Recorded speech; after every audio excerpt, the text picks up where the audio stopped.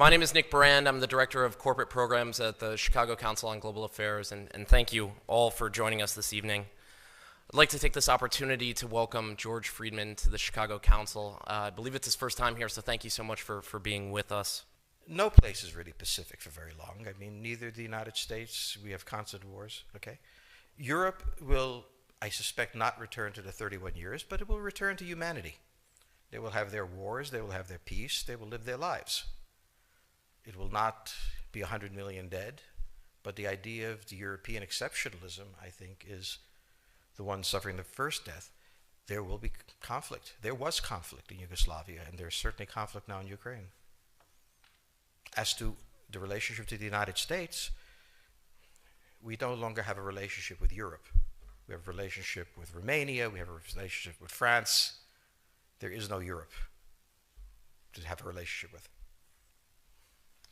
Yes, the gentleman in the fourth row over here. Excuse me. By the way, I'm a subscriber. Thank you. Is Islamic extremism really the major threat to the United States, and will it die on its own, or will it keep growing? It is a problem to the United States. It is not an existential threat. It has to be dealt with, but it has to be dealt with proportionately. We have other foreign policy interests. So, the primordial interest of the United States, over which for a century we have fought wars, the First, Second Cold War, has been the relationship between Germany and Russia, because united they are the only force that could threaten us, and to make sure that that doesn't happen. If you're a Ukrainian, is essentially reach out to the only country that will help you, which is the United States. Last week, 10 days ago, General Hodges, Commander U.S. Army Europe, visited Ukraine. He announced that U.S. trainers would now officially be coming, not just unofficially coming. He actually pinned medals on Ukrainian fighters, which by protocol of the military is not the way. Foreigners don't get to pin on, medals, but he did, showing that this was his army. He then left and in the Baltics announced that the United States would be pre-positioning armor, artillery, and other equipment in the Baltics, Poland, Romania, and Bulgaria, which is a very interesting point. So the United States, and now yesterday the United States announced that it would be sending weapons. Tonight, of course, they denied it, but they are. The weapons will go. In all of this, the United States has acted outside the context of NATO. Because NATO has to have a 100% vote. Any one country can veto anything. And the Turks will veto it just for giggles. The point is that the United States is prepared to create a cordon sanitaire around Russia. Russia knows it. Russia believes that the United States intends to break the Russian Federation. I think that, as Peter Lorre put it, we don't want to kill you, we just want to hurt you a little bit. Either way, we are back at the old game. And if you go ask a Pole or a Hungarian or a Romanian, they live in a totally different universe from a German. And they live in a totally different universe from a Spaniard. So there is no commonality in Europe. But if I were a Ukrainian, I would do exactly what they're doing. Try to draw the Americans in. All right, next question, please. The United States has a fundamental interest.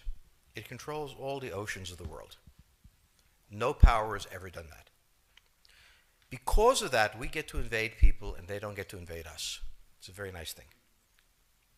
Maintaining control of the sea and control of space is the foundation of our power. The best way to defeat an enemy fleet is to not let it be built. The way the British managed to make certain that no European power could build a fleet was to make sure the Europeans were at each other's throats. The policy that I would recommend is the one that Ronald Reagan adopted toward Iran and Iraq. He funded both sides so they would fight each other and not fight us. This was cynical. It was certainly not moral. It worked. And this is the point. The United States cannot occupy Eurasia. The moment the first boot sets the ground, the demographic differential is we are totally outnumbered. We can defeat an army. We cannot occupy Iraq. The idea that 130,000 men would occupy a country of 25 million, well, the ratio in New York of cops to citizens was greater than we had deployed in Iraq. So we don't have the ability to go across, but we do have the ability to, first, support various contending powers so they concentrate in themselves with political support, some economic support, military support, advisors, and in extremis, do what we did in Japan, in Vietnam, in Iraq, and in Afghanistan, spoiling attacks. The spoiling attack is not intended to defeat the enemy. It's intended to throw him off balance. What we did in each of these wars, in Afghanistan, for example, is we threw Al-Qaeda off balance. The problem we have, since we're young and stupid, is that having thrown them off balance, instead of saying, okay, job well done, let's go home, we said, well, that was easy. Why don't we build a democracy here? This was the moment of dementia that came in. The answer, therefore, is the United States cannot constantly be intervening throughout Eurasia. It must be selectively intervening and very rarely. That is the extreme moment. We cannot, as the first step, send American troops. And when we send American troops, we have to clearly understand what the mission is, limit it to that, and not develop all sorts of psychotic fantasies. So hopefully we've learned that this time. It takes a while for kids to learn lessons.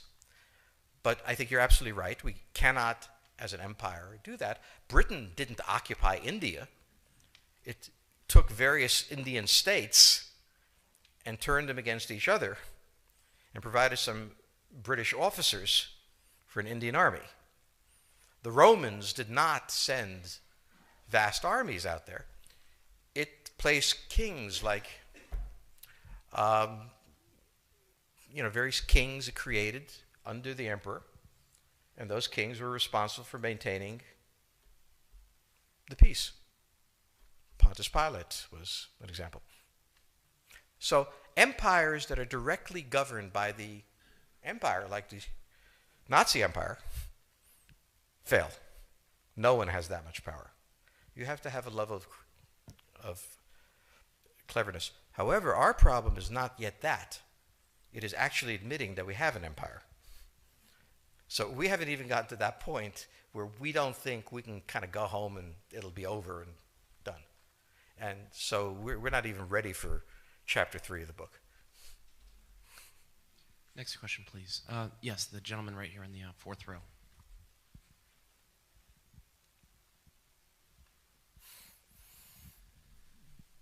So I infer from your comments that the euro as the currency will not survive. The question on the table for the Russians is, will they retain a buffer zone that's at least neutral? Or will the West penetrate so far into Ukraine that they're 70 miles away from Stalingrad and 300 miles away from Moscow? For Russia, the status of Ukraine is an existential threat. And the Russians cannot let go. For the United States, in the event that Russia holds onto the Ukraine, where will it stop?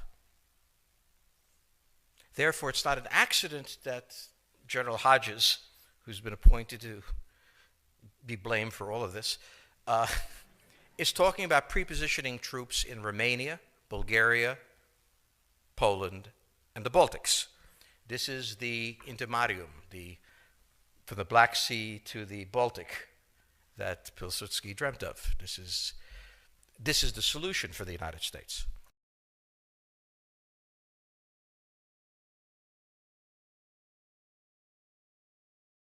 The issue to which we don't have the answer is, what will Germany do? So the real wild card in Europe is that as the United States builds this cordon sanitaire, not in Ukraine, but to the west, and the Russians try to figure out how to leverage the Ukrainians out, we don't know the German position. Germany is in a very peculiar position. Its former Chancellor Gerhard Schroeder is on the board of Gazprom. They have a very complex relationship to the Russians. The Germans themselves don't know what to do. They must export. The Russians can't take up the export. On the other hand, if they lose the free trade zone, they need to build something different. For the United States, the primordial fear is Russian capital, Russian technology, German technology and German capital, Russian natural resources, Russian manpower, as the only combination that has, for centuries, scared the hell out of the United States. So how does this play out? Well, the U.S. has already put its cards on the table. It is the line from the Baltics to the Black Sea.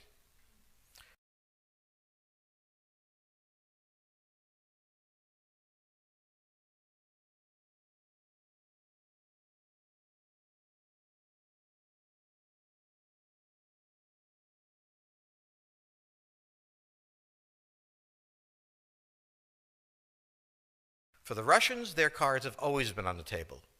They must have at least a neutral Ukraine, not a pro-Western Ukraine.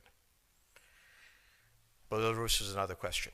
Now, whoever can tell me what the Germans are going to do is going to tell me about the next 20 years of history. But unfortunately, the Germans haven't made up their mind. And this is the problem of Germany always. Enormously economically powerful, geopolitically very fragile, and never quite knowing how to reconcile the two. Ever since 1871, this has been the German question, the question of Europe. Think about the German question, because now it's coming up again. That's the next question that we have to address. And we don't know how to address it. We don't know what they're going to do. And unfortunately, that's all we have time for this evening.